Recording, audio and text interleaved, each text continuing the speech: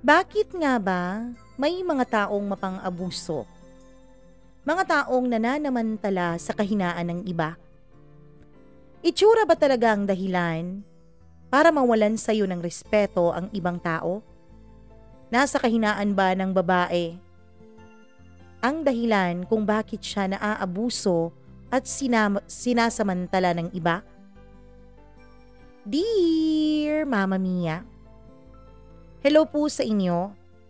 Bago ko simulan ang aking kwento, ay nais ko pong sabihin na sana'y huwag akong husgahan ng ibang tao. Sana po, huwag nilang sabihin na isa akong walang dignidad na uri ng babae. Lalo na ng mga suki mo pong tagapakinig, Mama Mia, katulad ko. Marahil sa kwento na aking ibabahagi sa inyo, ay marami ring kababaihan ang makakarelate. Sure ako na hindi lang ako ang nag-iisang babaeng nakaranas ng ganito. Sa mga nakaranas ng ganitong klaseng pang-aabuso, yung iba ay piniling bumangon. May iba naman na tuluyan na lang nalugmok sa nakaraan at hindi na muling nakaahon pa.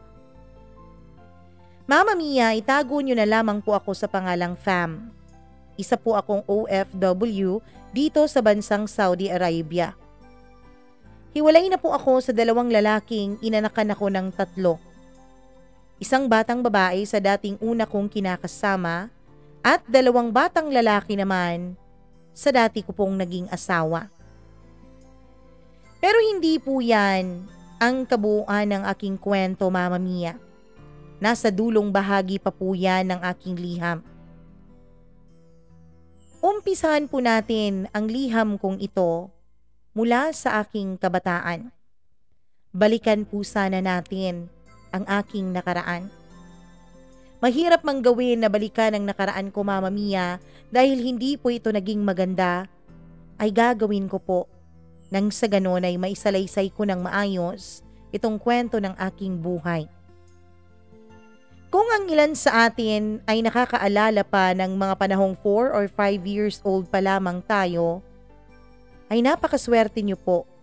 Lalo na kung sa mga panahon na yan ay magagandang alaala ang inyong mararamdaman.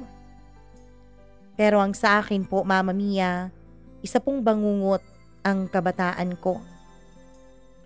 Ang bahay namin ay maliit lamang. Nag-iisa lang ang kwarto.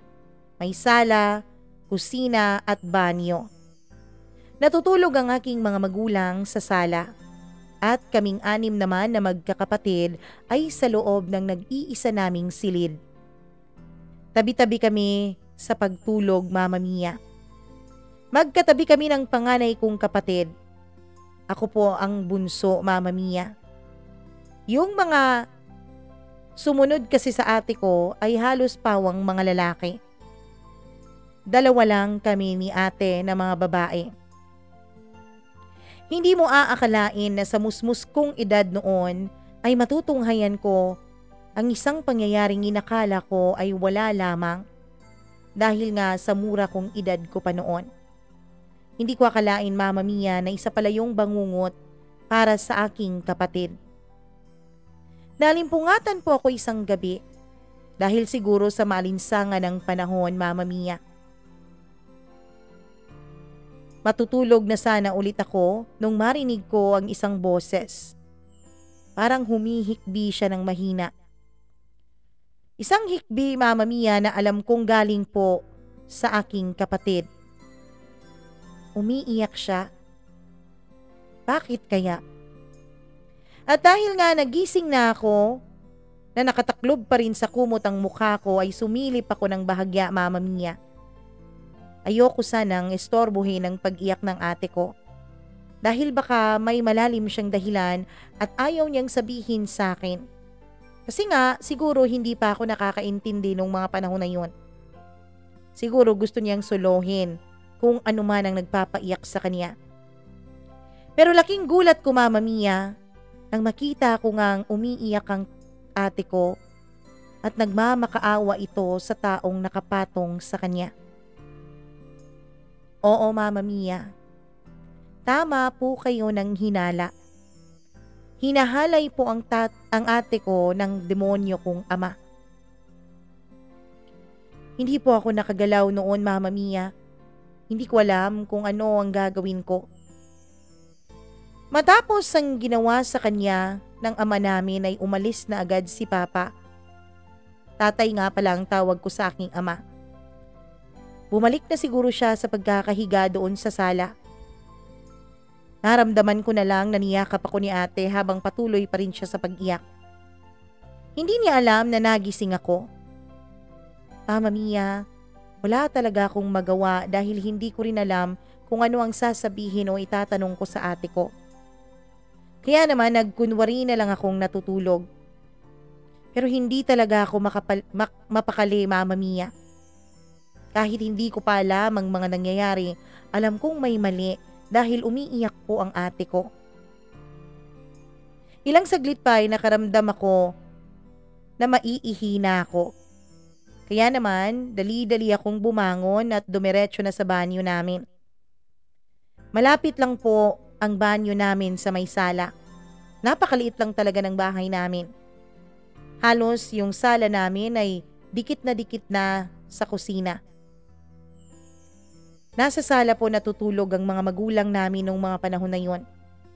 Kaya madidinig mo talaga kung may pinag-uusapan sila. Narinig ko po na nagtanong ang nanay ko kung saan galing si tatay. Kanina pa raw niya ito hinahanap. Sabi naman ni tatay ay nagbanyo lamang daw siya. Kaya naman siguro ay naniwala din ang aking inay at sinabihan na siyang, "O siya, matulog na tayo ulit." Mama Mia, wala pong alaalang magagandang tumatak sa akin noong aking kabataan. Simula nang nangyari sa aking ate ang ganon, ay hindi na siya nabura pa sa aking puso't isipan. Lagi-lagi ko po itong naaalala. At hindi lang po yun isang beses na nangyari, Mama Mia. Maraming beses po. Maraming beses na natutunghayan ko ang ginagawang kababuyan ng tatay ko sa sarili kong ate. Hanggang sa lumipas pa ang ilang mga taon.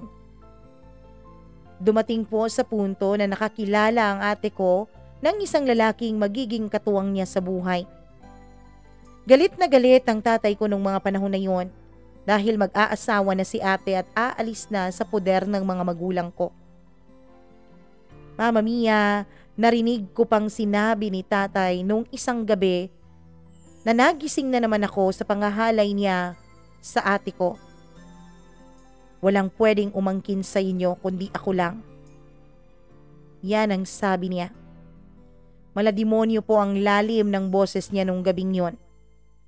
Nasa grade 4 na po ako noon, Mama Mia. Alam ko po na mali ang ginagawa ng tatay ko sa ate ko.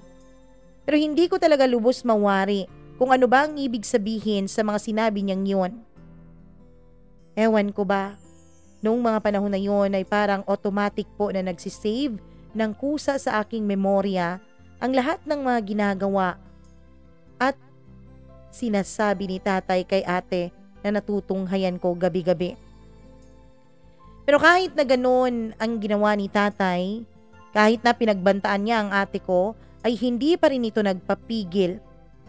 Tuluyan na nga niya kaming iniwanan. Umaga noon, nang umalis ang ate ko, Mama Mia. Ako lang ang nag-iisang tao noon sa bahay dahil wala akong pasok sa paaralan. Sabi ng ate ko ay kailangan na raw niyang umalis dahil nagmamahalan daw sila ng kanyang boyfriend. Umiiyak pa ako noon, Mama Mia, na nagmamakaawa sa kanya na huwag siyang umalis. Pero ramdam ko na kailangan niya yung gawin. Ramdam ko, Mama Mia, na hindi na kaya ni ate ang ginagawa sa kanya ng aming ama. Aaminin ko po, Mama Mia, na habang tinatype ko itong sulat ko ay tumutulo rin ang mga luha sa aking mga mata. Dahil po sa pagkawala ng ate ko ay sa akin naman mapupunta ang kwento. Tulad ng sabi ko sa inyo, puro bangungot ng nakaraan lamang ang aking naaalala. Automatic po itong pumapasok sa aking puso't isipan. Hanggang ngayon ay may galit takot at pagkalungkot akong nararamdaman sa tuwing bumabalik sa akin ang mga alaalang ito. Sisimulan ko na, Mama Mia. Hawakan niyo sana ang inyong mga dibdib at sana'y kayanin niyo ang kwento ng buhay ko. Musmus pa ang edad ko noon, Mama Mia. Paglalaro pa lamang ang aking iniintindi. Hindi kasi uso noon ang cellphone at wala pa namang internet. Kaya naman ang mga kabataang katulad ko, kahit grade 4 na, ay naglalaro pa rin. Pinapaliguan pa nga rin ako ng nanay kahit nung ako ay umabot na hanggang second year high school. Bunso nga kasi ako, Mama Mia. Mahal ng lahat. Nang mga panahon na yun na ako'y musmus pa, inakala kong lahat ay normal lang.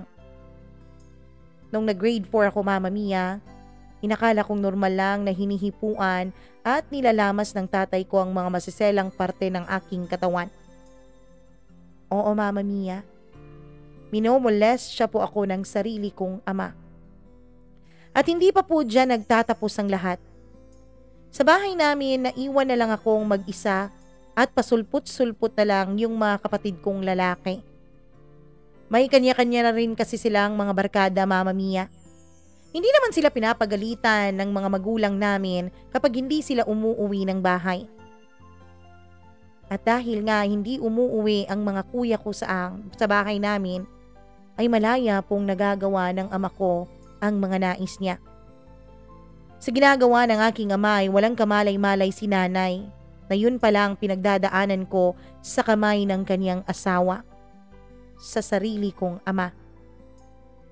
Nandyan yung kapag babango ng inay upang mag-intindi na ng almusal sa umaga dahil papasok pa ako sa school at sa trabaho naman papasok ang aking ama.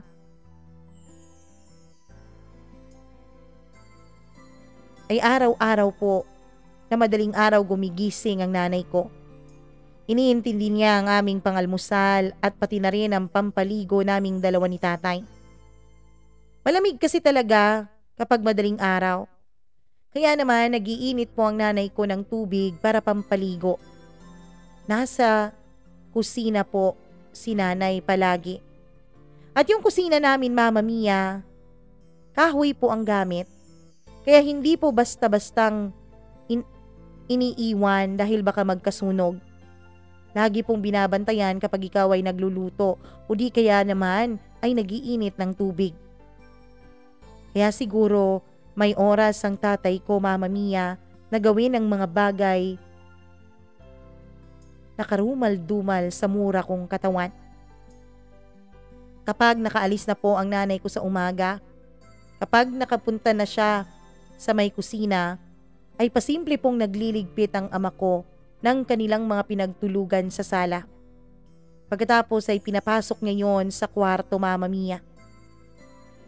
At pagkapasok niya sa kwarto ay bigla naman niya akong hinihila, niyayakap.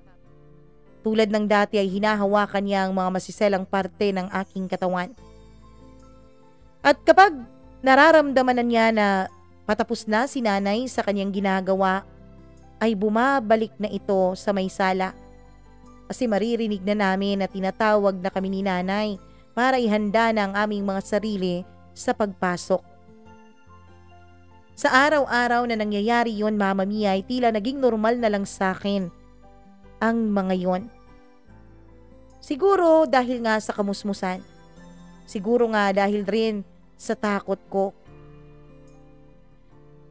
Ang akala ko kasi noon, Mama Mia, kapag pinagbibigyan ko si tatay sa mga ganon, ay hindi niya gagawin sa akin ang ginawa niya kay ate. Baka makokontento lang siya sa paghawak-hawak sa akin.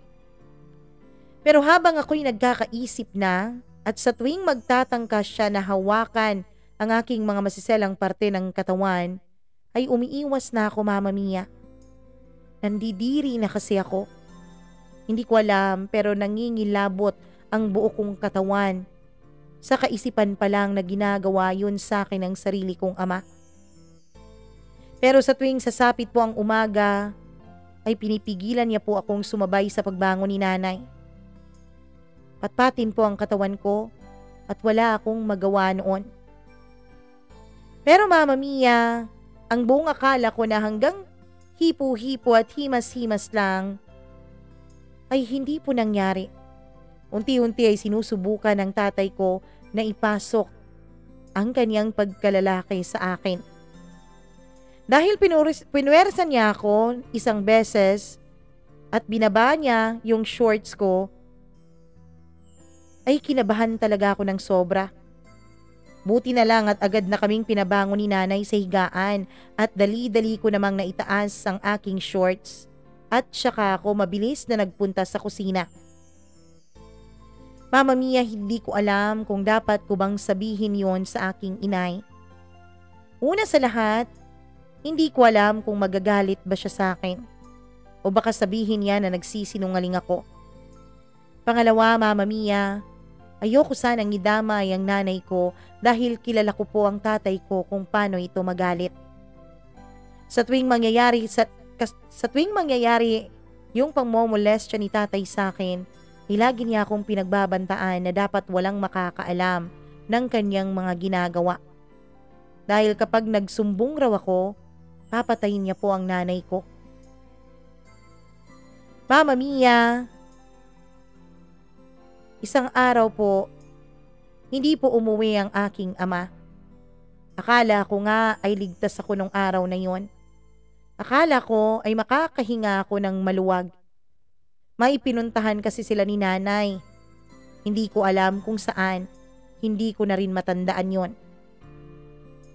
Natutulog na ako, Mama Mia, nung bigla ay may pumasok sa kwarto.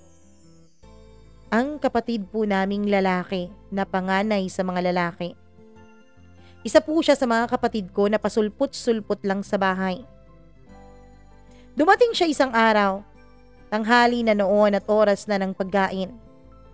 Pagkatapos po ng pagkain, ay ibinili ni inay sa akin na matulog na lang daw at wag nang maglaro sa labas dahil may pupuntahan daw sila ng tatay. Gagabihin daw sila ng uwi. Mama Mia, sinunod ko naman ang bili ng nanay ko dahil gustong gusto ko po ang mapag-isa sa bahay. Pero hindi ko akalain na sa himbing ng aking pagtulog ay bigla na lang akong naalimpungatan nang may mga kamay na humihimas na ng aking katawan. May mga labi na ring humahalik sa aking batok. Hindi naman ito si tatay dahil alam ko na may nilakad silang dalawa ng nanay ko. Kaya naman, Mama Mia, hindi ko alam kung sino ang gumagawa noon. Pikit pa ang mga mata ko nung mga panahon na yon dahil ayoko pa sanang magising. Pero pinilit ko pong imulat ang aking mga mata. Nilingon ko po kung sino ang gumagawa sa akin ng kahalayang yon. At laking gulat ko nga nang makita ko ang aking kapatid na lalaki, na siya namang gumagawa ng kababuyan sa akin.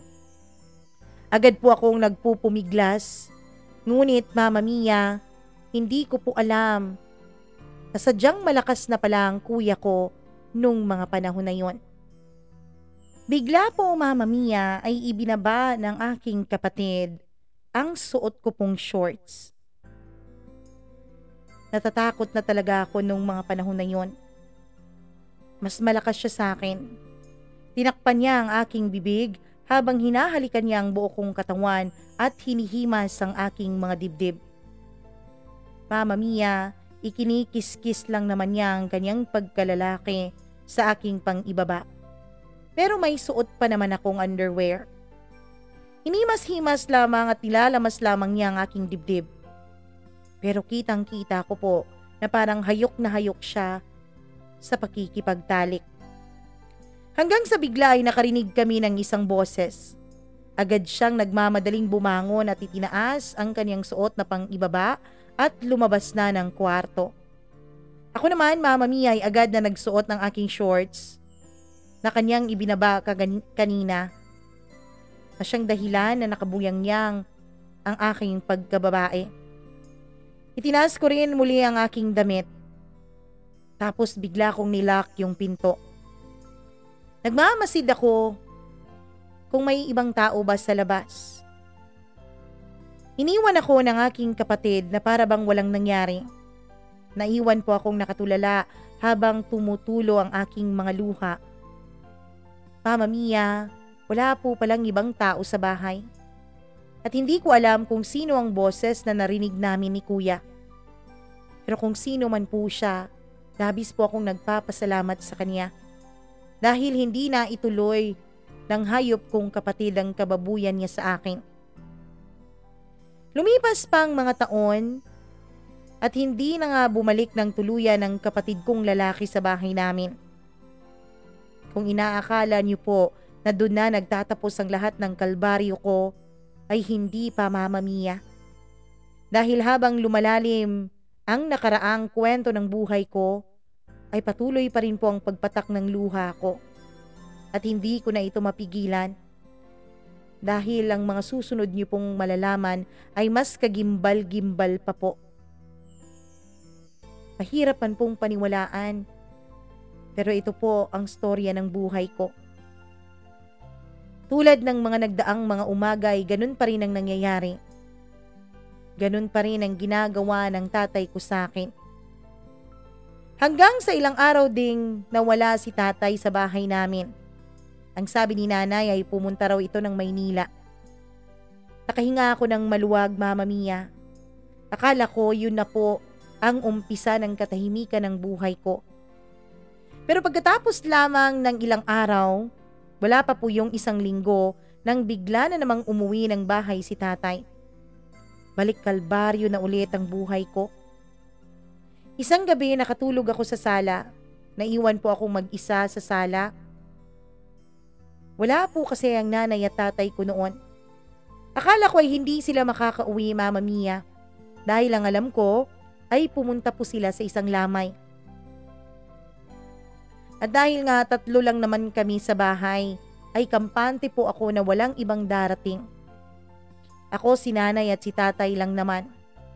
Naiwan akong mag-isa na natutulog. Nang bigla po ay may humatak sa akin pahiga. Sa gulat ko ay naimulat ko agad ang aking mga mata at nakita ko po si tatay na nakapatong na sa akin. Nanlilisik ang kaniyang mga mata. At ang sabi niya ay huwag kang maingay kundi papatayin kita at ang iyong inay. Sa sobrang takot ko ay hindi ko na nagawang sumigaw man lang. Tanging paghikbi at pagpatak ng mga luha ko ang aking nagawa. Hayok na hayok ang sarili kong ama sa aking katawan. Hanggang sa pinipilit na niyang ipasok ang kaniyang pagkalalaki sa akin. Nakaramdam na ako ng konting sakit, Mama Mia. Nagpupumiglas na ako hanggang sa makita ko ang isang anino. At narinig ko rin ang isang pamilyar na boses. Boses ng aking inay. Elmo, anong ginagawa mo sa anak natin? Gulat na tanong ng nanay ko. Agad namang bumangon si tatay at dali-dali niyang isinuot ang kanyang pang-ibaba. At saka dinaanan lang niya si nanay pabalik sa kwarto kung saan sila natutulog. Habang ako naman ay umiiyak na nagsusuot ng aking pang-ibaba. Kasi nga ibinaba na yon ng ama ko. Mas lalo ko pang ikinaiyak, Mama Mia, ang sinabi sa akin ni nanay. Sabi ko sa'yo, hindi ba? Hindi ka dapat dito natutulog. Dapat sa kwarto ka natutulog. Huwag kang matulog nang nanonood ka ng TV. Huwag kang matutulog dito. Ang kulit-kulit mo kasing bata ka. Ala sige, pumanhik ka na dun sa kwarto at dito kami sa labas ng tatay mo. Mama Mia, kinurot pa ako ni nanay habang sinasabi niya yon. Hindi ko alam kung ano po ang mas masakit. Ang ginagawa bang kahalayan sa akin ng sarili kong ama? O ang pambabaliwala ba ng sarili kong ina? Umiyak akong sinunod si nanay. Hanggang sa kinaumagahan ay hindi na po ginawa ni tatay sa akin ang kinagawian niya sa akin tuwing umaga. Ang panghihimas at paglalamas niya ng aking katawan. Tahimik lang kaming 3 noon. Todo intindi din si nanay sa akin. Hindi ko alam, Mama Mia, pero mas naging maalaga po sa akin ang nanay ko. Paglabas ko galing sa school ng hapon ay sinundo ako ni nanay. Sabi niya kakain raw kami sa labas. Kakain raw kami sa paborito kong kainan. Sumunod na lang ako ng hindi umiimik. Tinanong pa niya ako kung ano daw ang gusto ko, Mama Mia.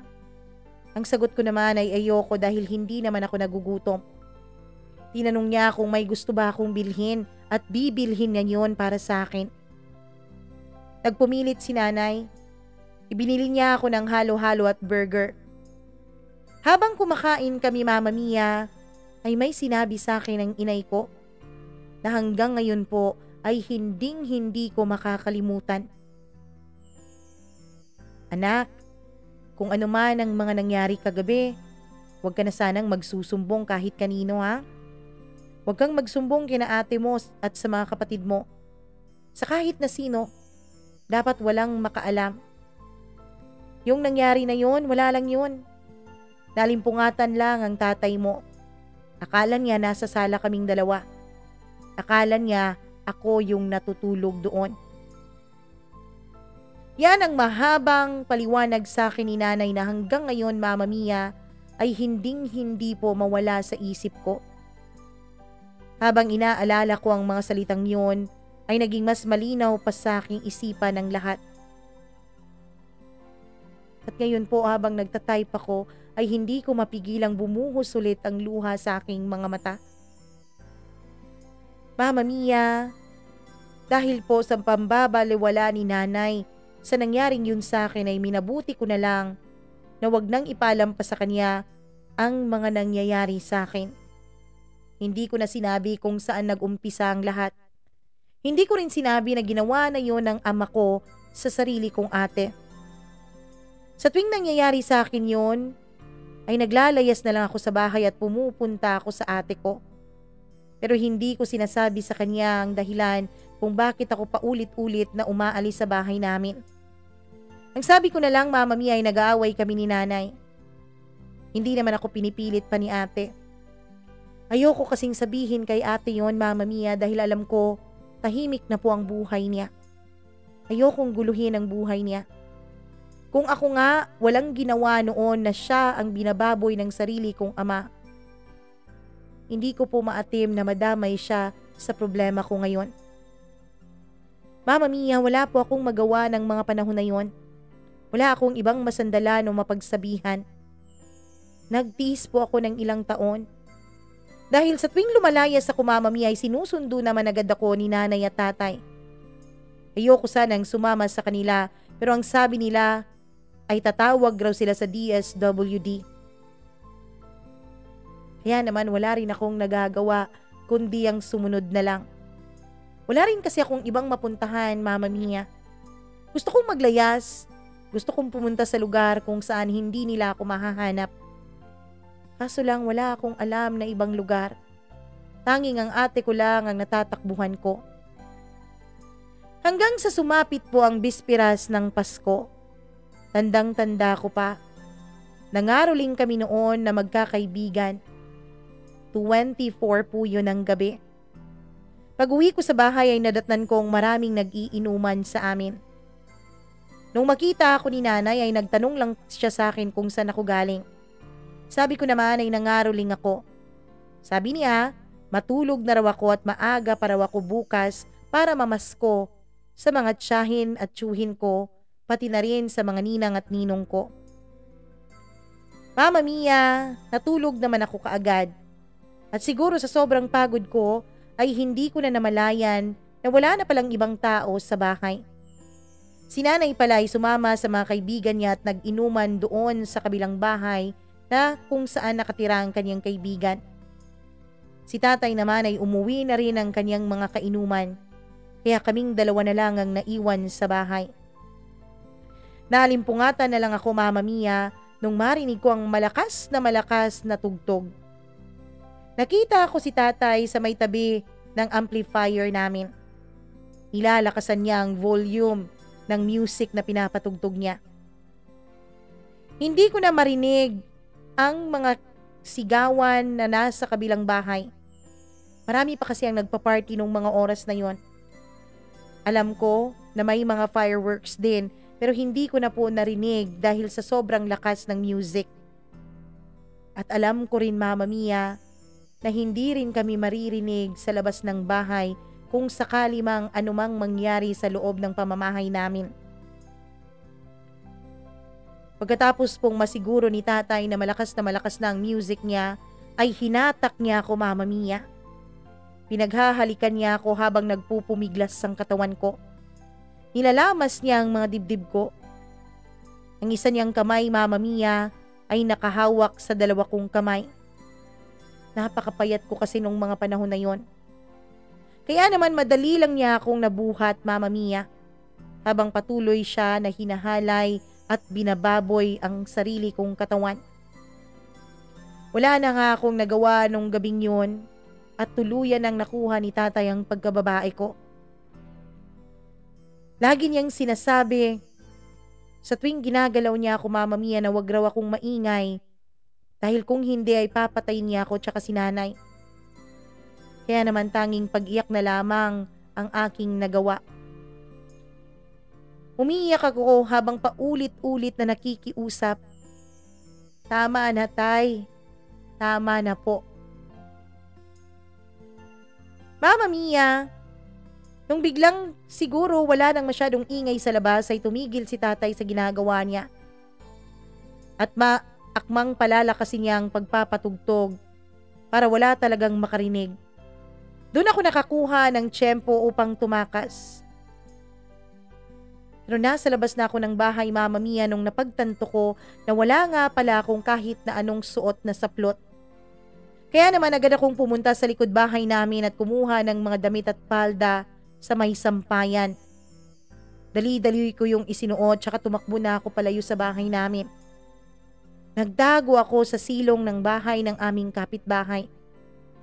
Kung hindi ako nagkakamali, Mama Mia, ay madaling araw na ng Pasko yun. Sa sobrang takot ko ay nakita ko pa sa daan si tatay. Nanginginig po ang buo kong katawan. Palingali nga siya, alam kong hinahanap niya ako. Hanggang sa makalagpas na siya sa lugar na pinagtataguan ko. Doon na ako bumuhos ng aking pag-iyak. Sobra akong umiyak noon, Mama Mia, dahil sobra rin akong natakot at nasaktan sa mga ginawa sa akin ng aking ama.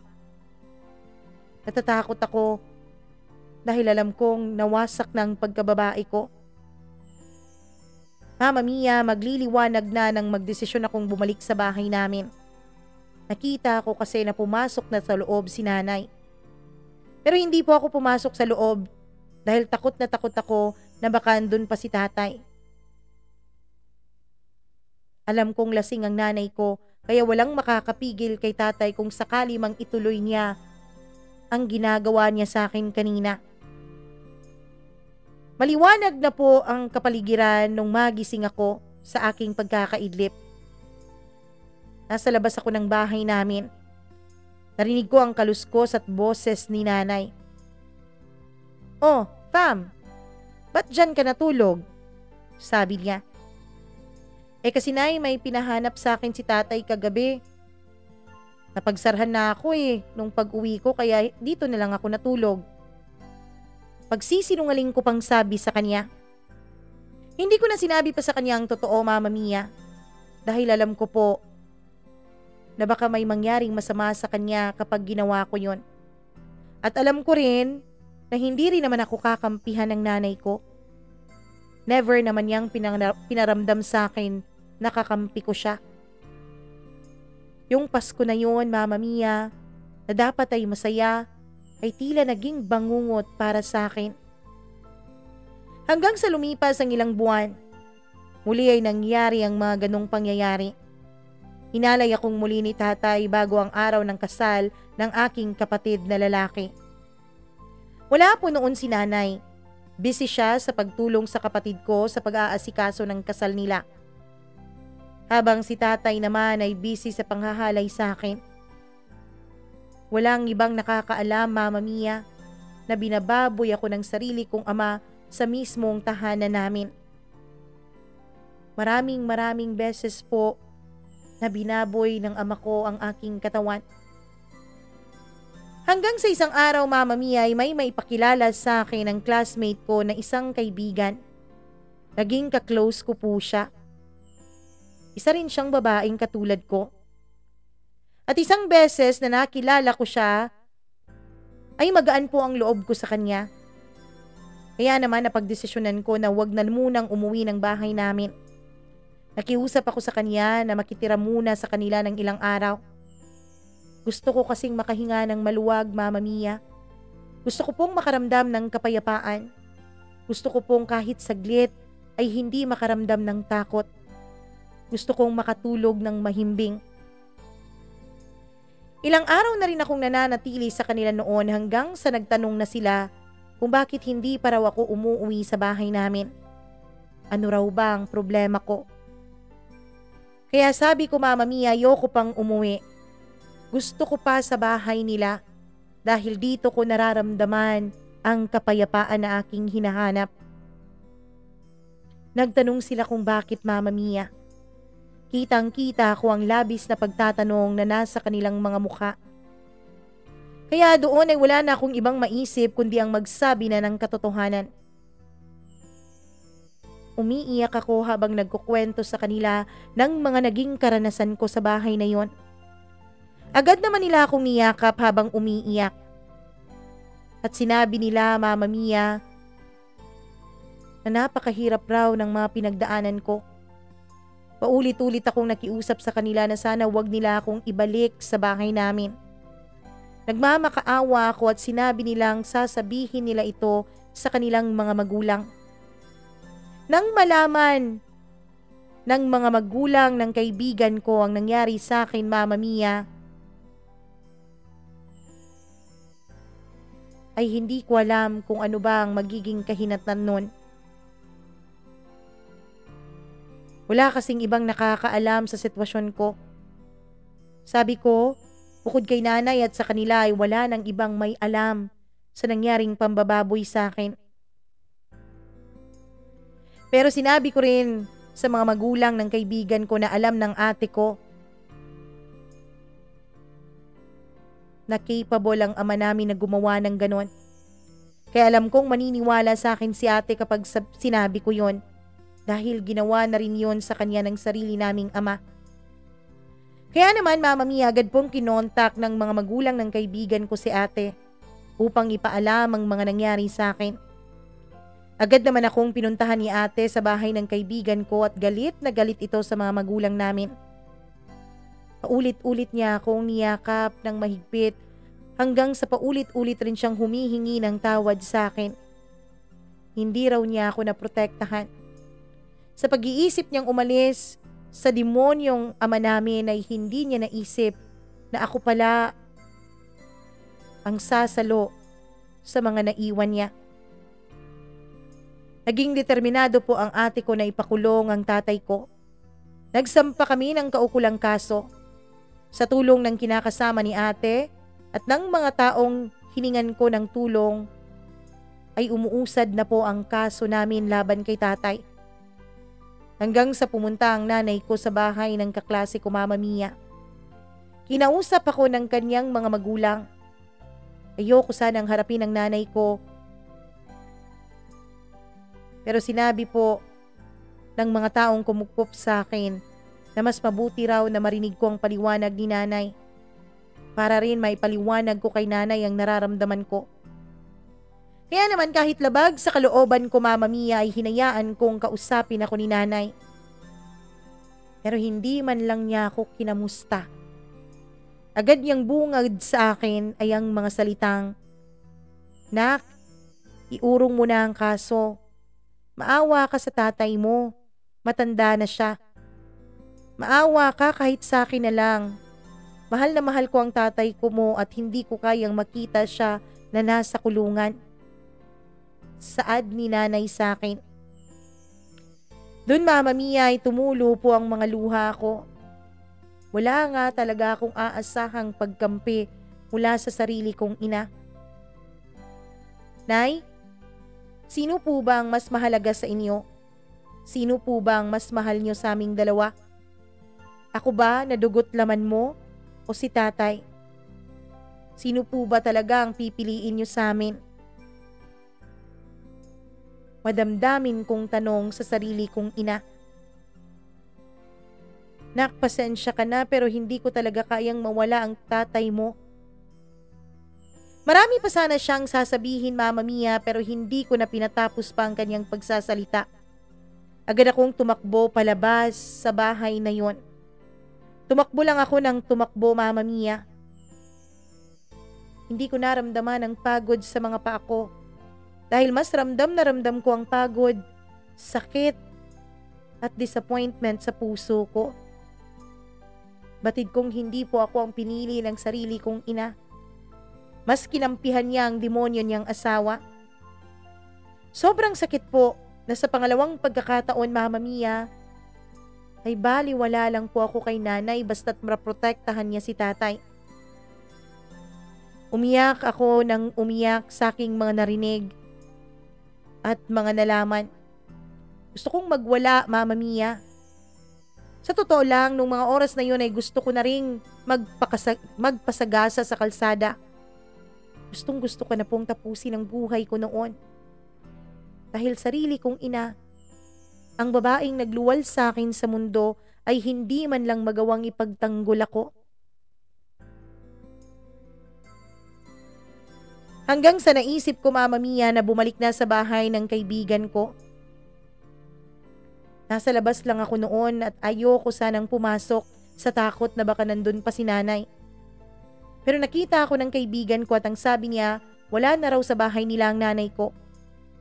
Pwede na raw ulit akong pumasok sa bahay nila. Inaakay niya ako habang patuloy pa rin ako sa pag-iyak noon. Lumipas ang mga buwan, Mama Mia, nang malaman kong wala na pala sa bahay namin ang nanay at tatay ko. Tumakas po sila at nagpakalayo-layo. Kung kailan nalaman ko na nanalo kami sa kasong isinampa namin laban sa aking ama, ay dun ko nalaman na wala na pala siya at hindi na siya makukulong pa. Hindi ko na nakamit ang hustisya, Mama Mia, dahil nakapagtago na ang taong lumapastangan sa akin. Lumipas ang ilan pang taon at kung kani-kanino na ako napunta. Dahil sa pagiging minor de edad ko, Mama Mia, ay wala rin akong mahanap-hanap noon na trabaho. Hanggang sa isang araw ay pinasok ako ng kinakasama ng ate ko na maging yaya sa kanyang mga pamangkin. Sa Maynila na raw nakatira ang kanyang kapatid. Mama Mia, pumayag naman ako. Sa isip ko kailangan ko na pong tumayo sa sarili kong mga paa at wag nang umasa pa sa ibang tao. Mayos naman sa umpisa. Pero ilang araw ang lumipas ay biglang naging kakaiba ang kilos ng kapatid ng aking bayaw sa akin. Pinapasok niya ako sa aking kwarto. Mama Mia, dala niya ang bote ng gatas ng anak niya.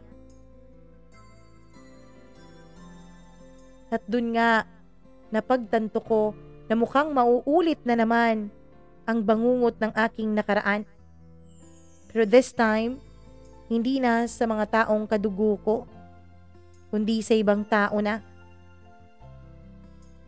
Mama Mia, sakit man pong aminin at masakit man na balikan ang bahagi na ito ng aking nakaraan.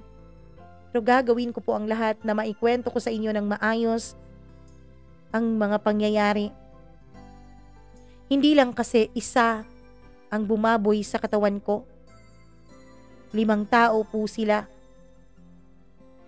Nasa harapan ko sila at nagpapakasasa sa katawan ko habang gumagamit sila ng pinagbabawal na gamot. Doon ko rin nakita kung ano talaga ang itsura ng droga. Wala kasi doon, Mama Mia, ang asawa ng bayaw ko at ang mga anak nila. Pumunta ito sa probinsya. Tanging ako lang at ang aking bayaw at ang kapatid ng aking bayaw ang naiwan sa bahay. Mama Mia, mahimbing na po akong natutulog noon nang marinig ko na may mga pumasok sa bahay. Akala ko ay dumating na po ang aking among babae at ang kanyang mga anak. Pero narinig ko, Mama Mia, na mga kalalakihan ang pumasok. Kasama po ang kapatid ng bayaw ko, ang amo kong lalaki. Mama Mia, lumabas pa talaga ako ng kwarto noon dahil nga sa pag-aakala kong ang amo kong babae ang dumating. Akmang papasok na po ako sa kwarto ko ulit nang biglang hinawakan ako ng isang lalaki. Nung tingnan ko ang mga mukha nila ay para silang mga aswang. Namumula ang kanilang mga mata. Doon Mama Mia ay halos gusto ko nang kitilin ang buhay ko. Binaboy nila ako. Yung dalawa ay halinhinang gumagamit ng ipinagbabawal na gamot. Yung dalawa naman ay nakakapit sa akin. Habang ang mga kamay nila ay gumagapang sa iba't ibang parte ng aking katawan. At yung isa naman, Mama Mia, ay tuluyan na po akong hinubaran at hinalay. Paulit-ulit sila. Halinhina nilang ginagamit ang katawan ko, Mama Mia. May senaryo pa po na ginamitan nila ako ng deodorant. Oo, Mama Mia. Ginamitan po nila ng deodorant ang maselang bahagi ng aking katawan. Iba't ibang ari rin ang pumasok sa iba't ibang butas ng aking katawan. Baboy kung baboy ang nangyari sa akin nung gabing yun. At nung magsawa na nga sila, Mama Mia, ay ibinagsak na nila ako sa sahig. Sabay bigay sa akin ng 3,000 piso. Sabi nila, wag raw akong magsusumbong kundi papatayin nila ako, pati na rin ang ate ko. Alam raw ng amo kong lalaki, Mama Mia, na laging wala ang bayaw ko sa bahay nila. Kaya madali lang daw sa kanya na patayin ang kapatid ko.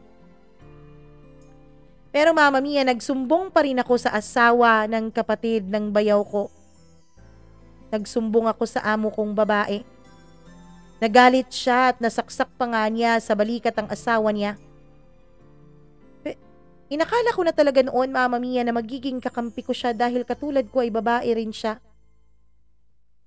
Pero hindi. Pagkatapos kasing mailabas niya ang galit sa kanyang asawa, ay ako ang sinabihan niyang lumayas na sa pamamahay nila. Wag na raw akong babalik at wag daw akong magsusumbong dahil madali lang daw sa kanila na baliktarin ang mga pangyayari. Mama Mia, 15 years old pa lamang ako nung mga panahon na yon. Hindi ko alam kung ano ang gagawin ko. Hindi ko alam kung paano ko ipaglalaban ang sarili ko. Gusto ko na lang na mawala sa mundo.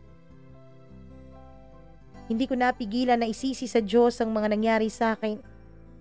Kahit alam ko na hindi naman dapat. Bakit kasi niya hinahayaan na paulit-ulit akong maabuso ng ibang tao? Bakit kasi ganoon ako, Mama Mia? Hanggang sa nagdesisyon ako na bumalik sa probinsya namin. Kung kani-kanino po ako nakikituluyan. Hanggang sa makilala ko na nga ang ama ng una kong anak. Nung una, Mama Mia, ay nagkipagkaibigan siya sa akin. Namasukan ako noon na tagahugas ng plato sa isang karinderya. Lagi siyang pumupunta doon hanggang sa nagkamabutihan kaming dalawa. Mama Mia, isang araw ay niligawan niya ako. Tumagot naman ako sa kanya ng oo. Kahit na may trauma na ako sa lalaki, Mama Mia, ay sinagot ko pa rin siya at nakisama pa rin ako sa kanya. Dahil lang totoo, nangangarap ako na baka may isang tao na tunay na magmamahal sa akin. Baka may isang tao na tatanggapin kung ano at sino ako. Naging mahirap ang pagsasama namin. Pero naging pasensyoso siya sa akin. May mga gabi kasi, Mama Mia, na paulit-ulit ko pa rin napapanaginipan ang mga nangyari sa akin. May mga gabing nagigising ako na umiiyak. May mga sandali rin na kapag nagtatalik kaming dalawa, ay bigla-bigla ko na lang siyang itinutulak palayo dahil naaalala ko ang mga mukha ng lalaking umabuso sa akin. Inintindi niya ako doon, Mama Mia. Akala ko nga ay magiging okay ng pagsasama namin. Akala ko nga ay tanggap niya ang lahat ng mga nangyari sa buhay ko. Pero Mama Mia, dumating ang punto na sinasaktan na niya ako ng pisikal. Paulit-ulit, bugbog kong bugbog. Pero nanatili pa rin ako sa tabi niya dahil wala naman akong ibang alam na pupuntahan. Ang iniisip ko na lang noon, Mama Mia, ayos lang kahit bugbugin niya ako. Basta ba wag siyang mambabae. Basta ba buhayin pa rin niya kami ng anak ko. Pero isang araw, Mama Mia, ay nahuli ko na may iba siyang babae.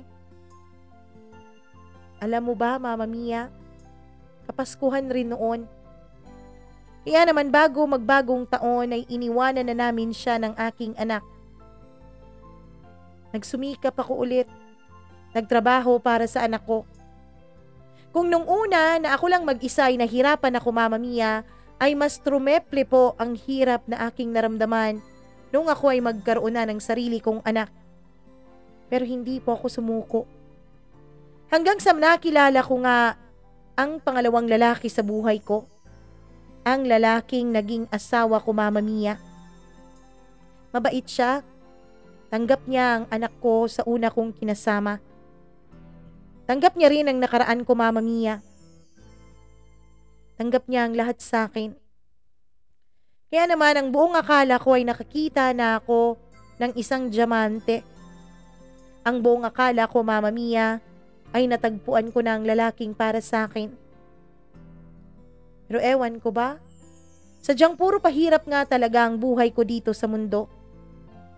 Dahil dumating po ang araw na naghiwalay rin kaming dalawa. Mama Mia, hindi niya po nakayanan ang long distance relationship. Dahil po kasi sa kahirapan ng buhay, kaya naman pinili ko pong mag-abroad. Gusto ko po nabigyan ng magandang kinabukasan ng 3 kong anak. Gusto kong wag silang matulad sa akin. Mama Mia, naging kampante akong iwan ang anak kong babae sa kanya dahil ramdam ko po na mabait siyang tao at totoo naman talaga yon. Pero sadyang hindi niya kinaya ang long distance relationship. Hindi namin kinakaya na hindi kami nagkikita. Isang araw lang na hindi kami nagkausap ay malaking issue na para sa amin. Lagi na lang kaming nag-aaway, Mama Mia. Paulit-ulit na lang ang away namin. Hanggang sa nagsawa na rin kami sa isa't isa. Kaya nagdesisyon kami na maghiwalay na rin. At ngayon nga, Mama Mia, ay may iba na siyang babaeng kinakasama. May anak na rin silang 2. Ako po sa kasalukuyan ay nasa abroad pa rin. Hindi pa rin po mabura-bura ang lahat ng mga nangyari sa akin. Fresh pa rin lagi ito sa isip ko. Pilit ko mang kinalimutan ang lahat pero sa tuwing sasapit po ang Kapaskuhan, ay lagi po akong binabangungot ng aking nakaraan. Hindi po ako nakakatulog ng maayos. Nagigising ako na umiiyak.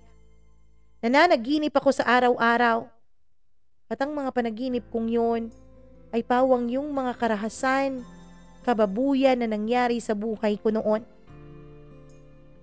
Mama Mia, hanggang sa nabalitaan kong patay na po pala ang nanay ko. Ang ate ko ang nagsabi sa akin dahil ibinalita rin daw ito sa kanya ng kanyang kakilala.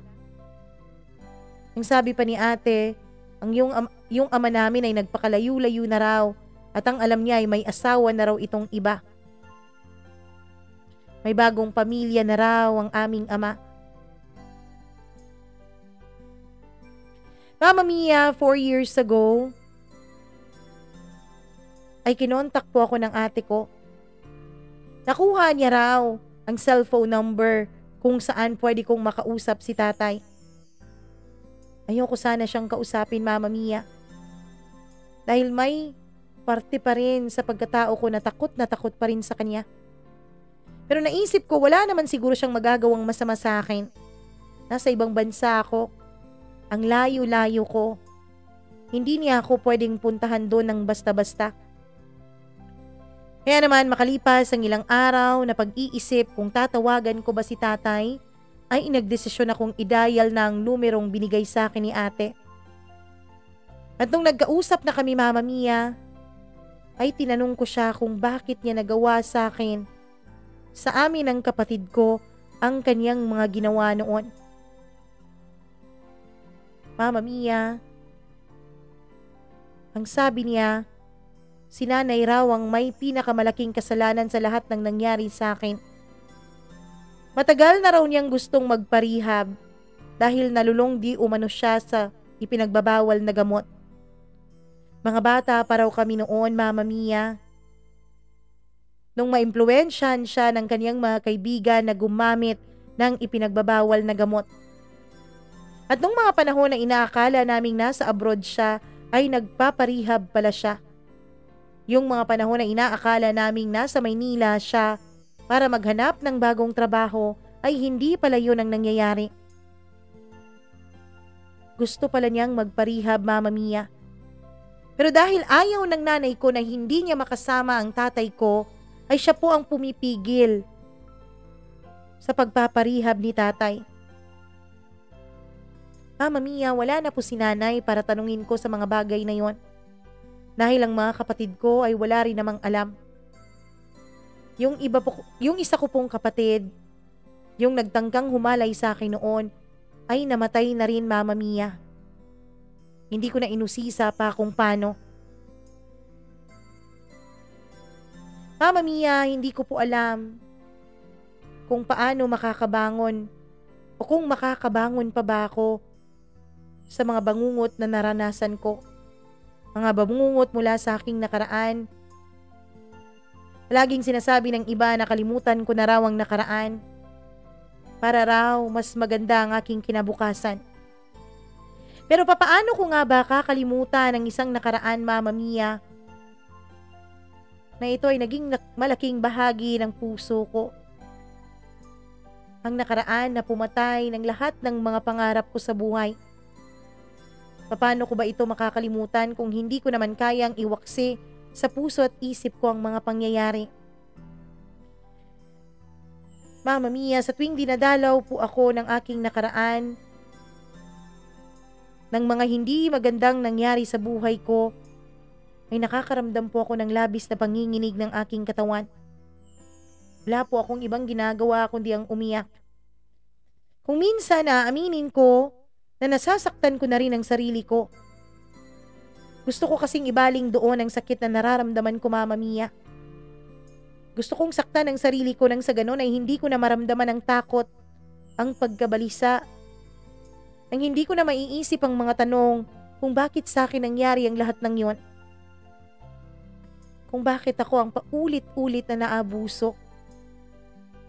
Mama Mia, may nagsabi sa akin na magpa-check up daw ako sa isang psychologist. Ginawa ko naman, Mama Mia. May mga gamot rin na ibinigay sa akin. Ang sabi nila, mababawasan daw noon ang lungkot na aking nararamdaman. Mababawasan daw noon ang sakit na nasa puso ko pa rin hanggang ngayon. Pero hindi po nangyayari yun, lalo na sa tuwing sasapit ang Kapaskuhan. Kung yung iba, Mama Mia, excited sa Pasko, ako naman, ito ang araw na ayaw kong dumating.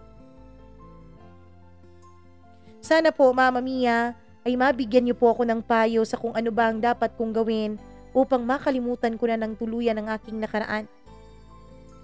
Kung may mga parehas po ng mga pinagdaanan ko at nakabangon sila mula sa kanilang pagkakalugmok, sana po ay sabihin niyo sa akin kung ano ang inyong ginawa, kung paano niyo pong ginawang bumangon. Maraming salamat po, Mama Mia, at hanggang dito na lamang po itong liham ko. Lubos na nagpapasalamat, Fam.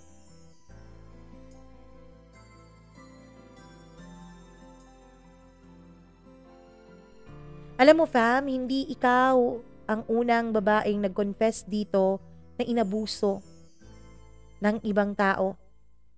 Pero ikaw ang unang babae na masasabi kong napakasakit para sa akin ang naging liham mo.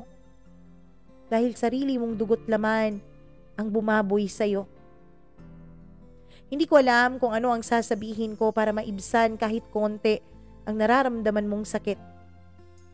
Hindi ko rin alam kung anong klaseng sakit ba ang nararamdaman mo. Hindi ko masabi na naiintindihan kita dahil hindi ko pinagdaanan ang mga pinagdaanan mo.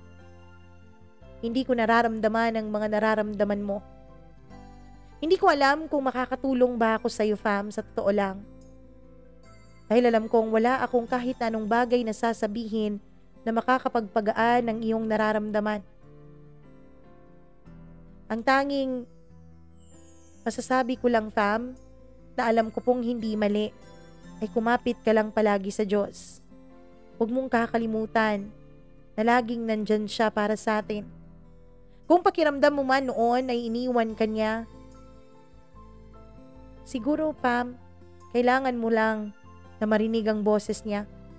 Kailangan mo ring magpakatatag, lalo't may 3 anak ka na umaasa sa iyo. Sana siguraduhin mo rin na huwag maranasan ng mga anak mo ang mga bagay na naranasan mo noon. Sana, fam, maging okay ka na. Sana darating ang araw na maghilom na lahat ng sugat na nararamdaman mo dyan sa puso mo. Ipagdadasal ko na darating din ang araw na yon.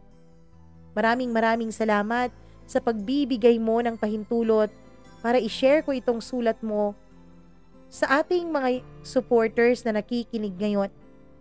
Kung kayo po ay may gustong sabihin, may gustong imungkahi kay fam, huwag po kayong mag-atubiling mag-comment. Sana po maging gentle tayo sa lahat ng mga sasabihin natin, lalo't sa mga taong nakaranas ng mga kahindik-hindik na krimen at pang-aabuso sa buhay. Hindi po natin alam kung ano talaga ang kanilang nararamdaman. Kaya wala tayo sa katayuan para manghusga ng ibang tao. Maraming salamat po sa inyong pakikinig.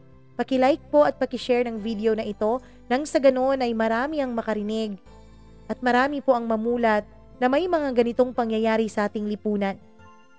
Nang sa ganoon ay maraming mga ina ang maiisip na protektahan ng kanilang mga anak.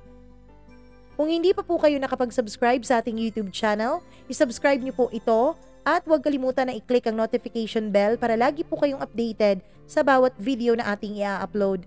Magandang araw po sa inyong lahat. Ako po muli, ang inyong Mama Mia.